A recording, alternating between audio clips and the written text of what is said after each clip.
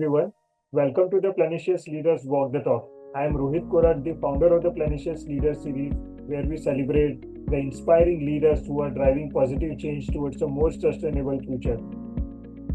Today we have with us Mr. Akshay Jain, who is the founder of Namo E-Waste, which is the fastest growing e-waste recycling company in India.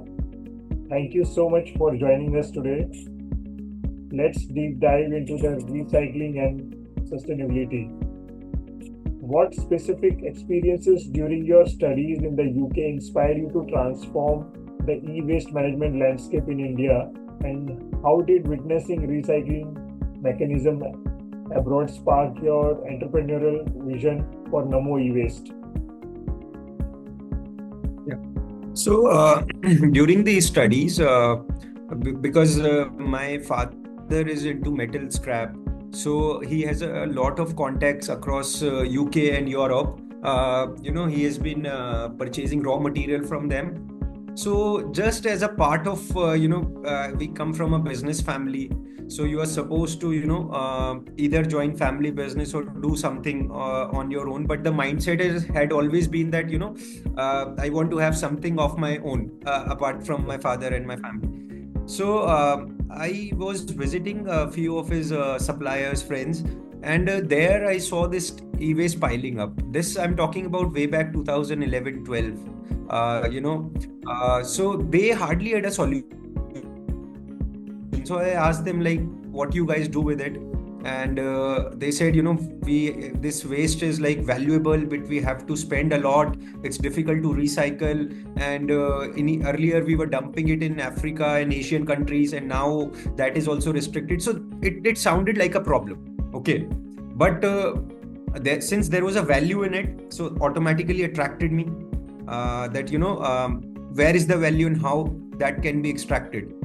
So relating that to Indian scenario, I said, if they are facing a problem, then in our country, we have bigger problems. I mean, obviously, because of the population size and the kind of market we are. So just came back, started researching. There were hardly any companies doing it on a big and organized scale at that time. It took us some time to, initially get going because it's not easy, mind you, like this business or any recycling business, I would say. None of these initiatives are like easy fish to catch. If you are working in the recycling industry, you have to ensure that, your learning can never stop, because the product that you are dealing with is not homogeneous. You will get a variety of products. So the study has to continue. You have to keep evolving.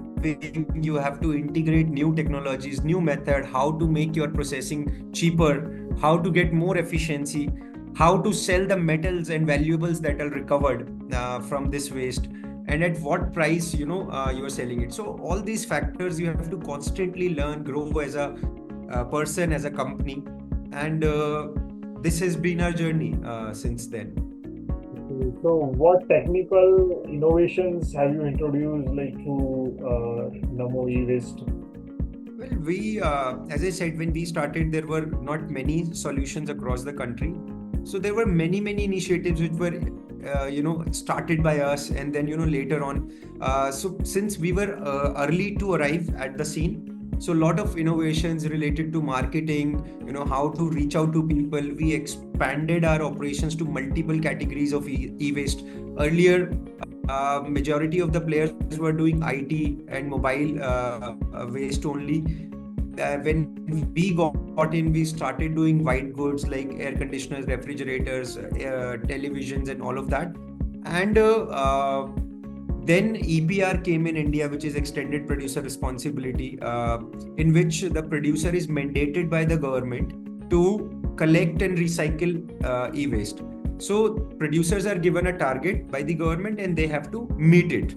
So for that, they pay us. We were the first company in India to do EPR, company to initiate and file papers for EPR.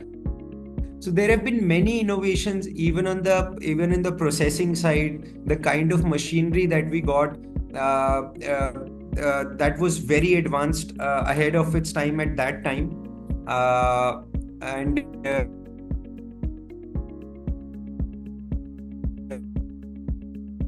as I said, it has to keep evolving. So now even that is obsolete, and we have enough of recycling e-waste. The most remarkable work that we did was the initiation of EPR. Right. Okay. And what were the most significant obstacles you encountered when establishing Namo e-waste, particularly in market where electronic waste management was not a mainstream priority?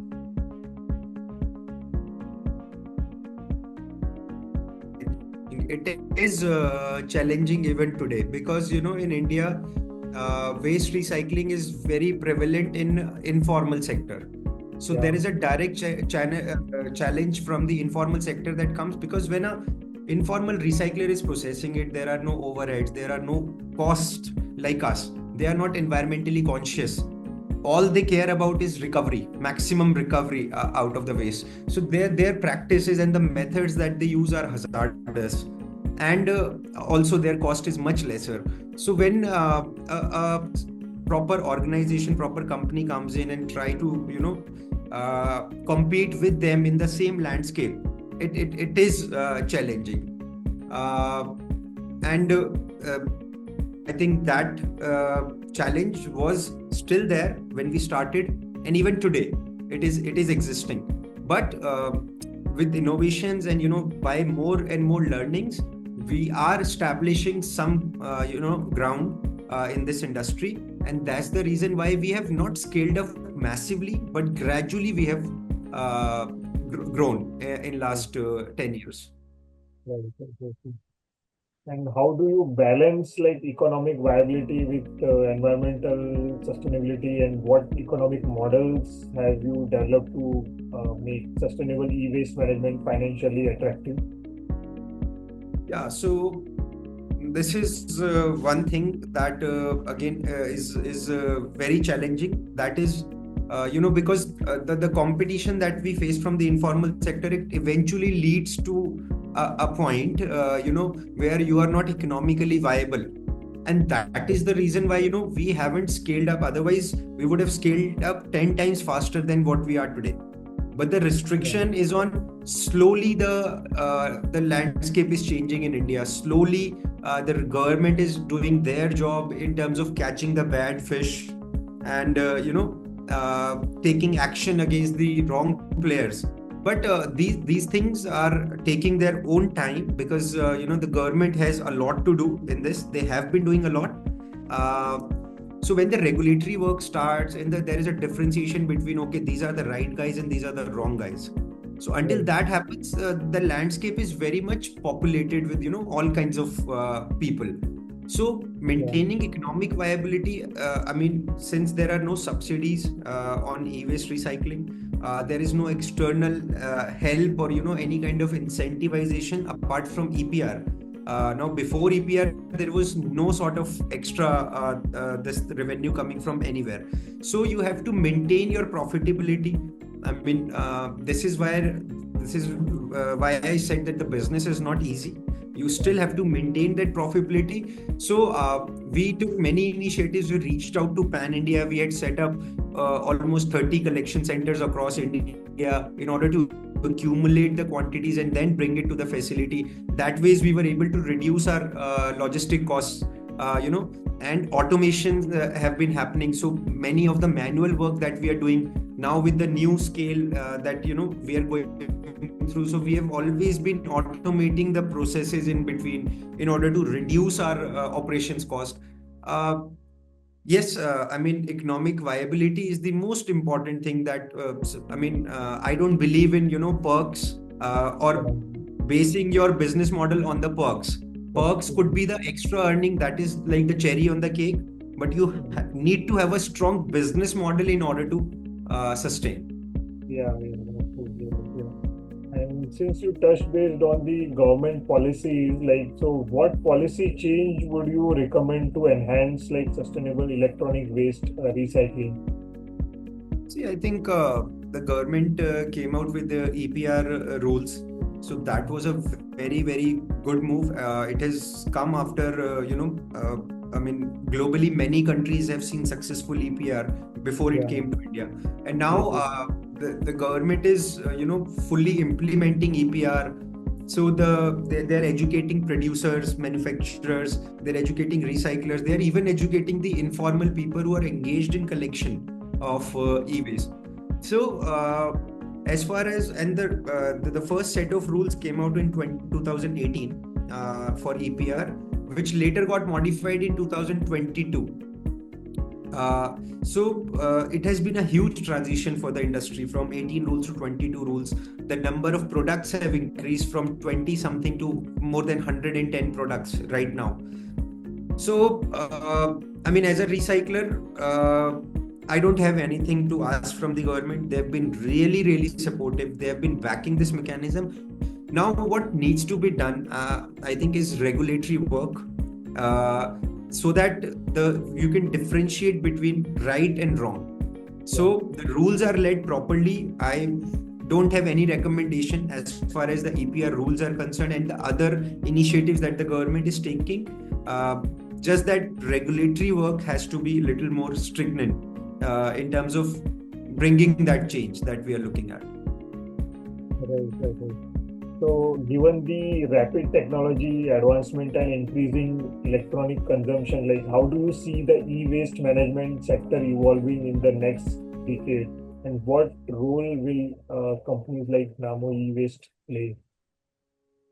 Well, e-waste is an ever-growing problem. E-waste is growing Yeah. about, maybe 15-20% every year in India. And see, it is supposed to grow more and more lifestyle products. And, Yeah. earlier we were using mobile phones for 5 years. Now, I think the life cycle average for people like us, I think we use it for 2 to 3 years maximum. So, because of technological upgradation and this is the mindset of the current generation, that you want to fastly upgrade your devices and always have that latest technology at your disposal. So e-waste is supposed to grow now. That can be seen as a problem, but if you are on this side of the table, this is a huge opportunity. When we started working, the kind of products that are coming now, like your AirPods, like wireless, the microphones and all of that. So these things were not there in 2015 when we started. We were doing completely different segment, and now the newer things are coming in, newer products are coming in. So overall,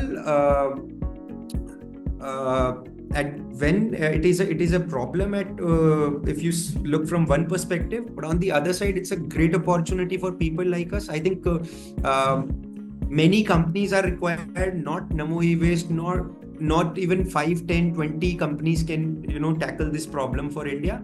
I think there should be many initiatives. There are many initiatives, many companies that are coming up in this field, and I think we are going to see an upside only for this industry for next decade in India. Yeah, because of a lot of technology being. As I said, government is backing you.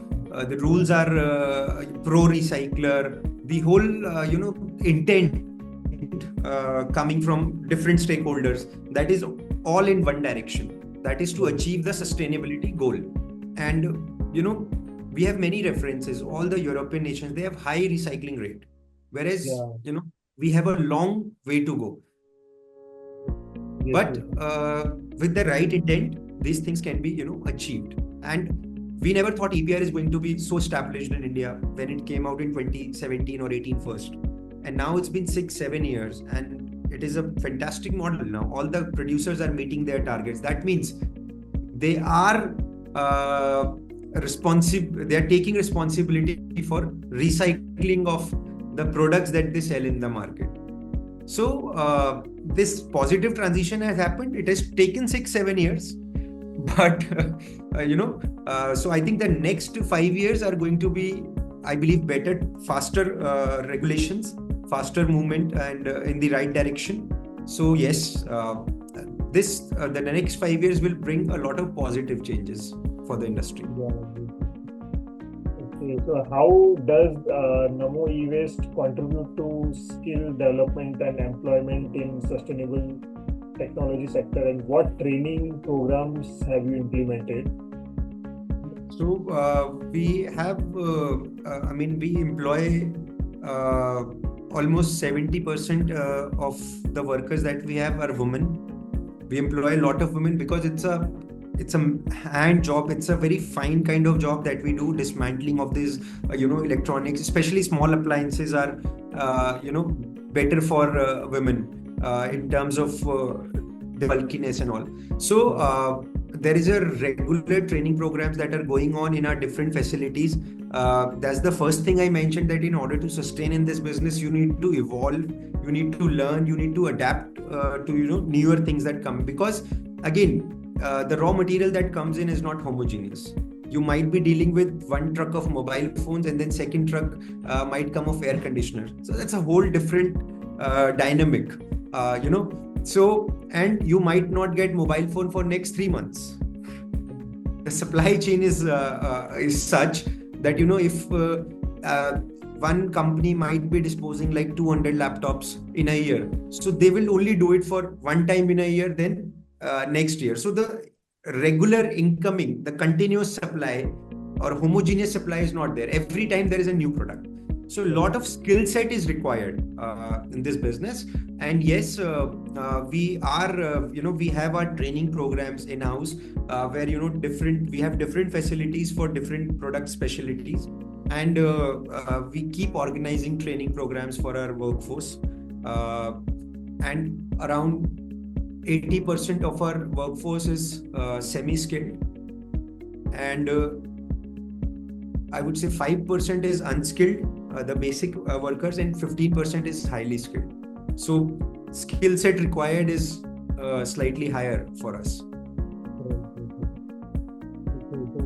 Beyond recycling, like how does Namo E-Waste engage with communities to raise awareness about electronic waste and promote sustainable consumption practices?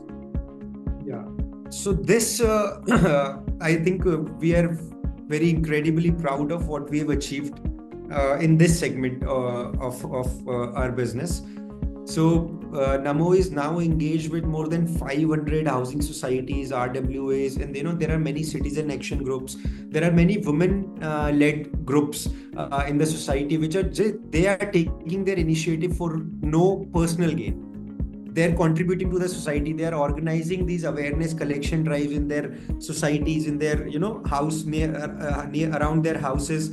So a lot of partnership with public. I mean, in this thing that we have achieved in last 5-6 years, rapidly we have grown. So in NCR only we have like huge levels of engagement. We are getting almost half of material every day through these initiatives. And intermediate, no aggregator, no is required. Right. Can you hear me? Yeah. Yes. Okay. So is it better now? I think I lost you for yeah, it was lost So- for a few seconds. Yeah. Go ahead. Yeah.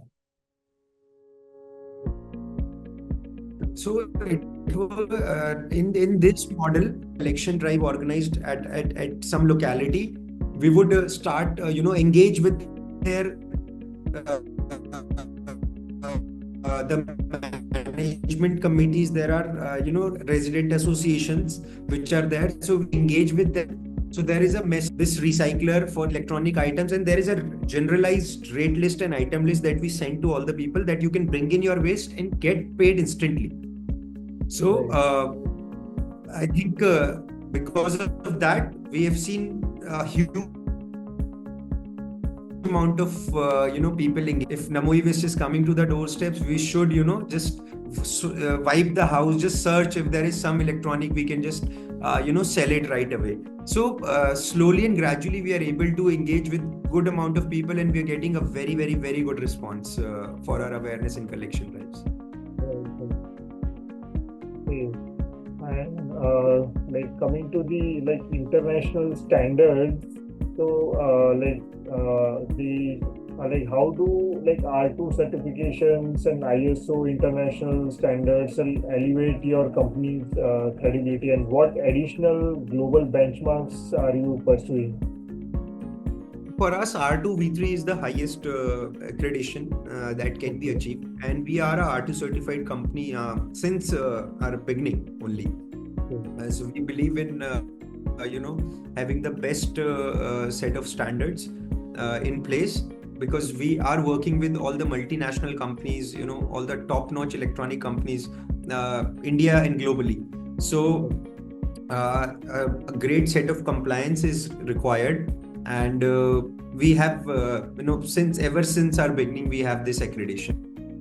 Okay, so what advice would you give to young entrepreneurs who want to build businesses with strong sustainability focus, particularly in sectors that require complex technological solutions? I would say that one should be focusing a lot on sourcing. Um, I mean, setting up of plant and all of that technicalities. There are many service providers for that, but sourcing is a very, very difficult task in all these waste streams. I'm not just particularly talking about e-waste. Here, I'm talking about all the major waste streams. So, when if somebody wants to have a career in this, they should focus in first learning all the the uh, problematic areas, identify the problematic areas, which is if you're doing e-waste, you have to have a deep knowledge of metals and various types of plastic. So similarly, if you want to go for tire recycling, you should know all different types of rubber, and what different metals are there. Steel is there in tires.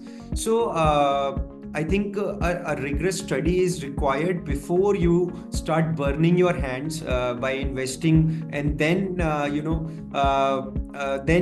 you will face a problem where you will not be able to source or get enough raw material in order to be sustainable and profitable.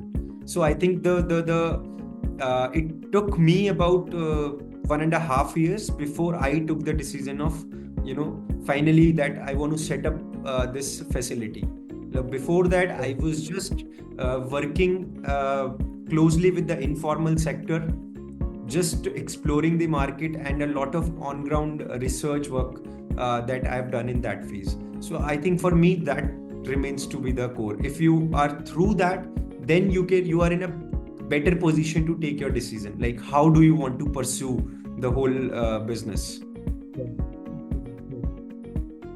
Okay. So thank you so much for joining us, and it's amazing experience and the conversation that we had, and I hope my the audience would love to know about your journey, and how you started, and what is the challenges, and how we can evolve into this e-waste recycling industry. So thanks a lot, and we will have these kind of conversations in future also. So we will keep updating you about our journey, about our Planecious conscious leaders, journey, how we are making other contributions happening to to make this particular vision of starting this Planecious conscious leaders to fight a better stage. So thanks a lot, and what I will You do guys is are doing a truly good job, and yeah, I think this kind of education is required yeah, for our country. So, and I enjoyed it thoroughly, our whole conversation. yes, Thank yes, you yes, so much for absolutely, having yeah. me. Okay. Thank you so much, Rohit. Yeah, thanks a lot. Thank you so much. Yeah, thanks. Bye.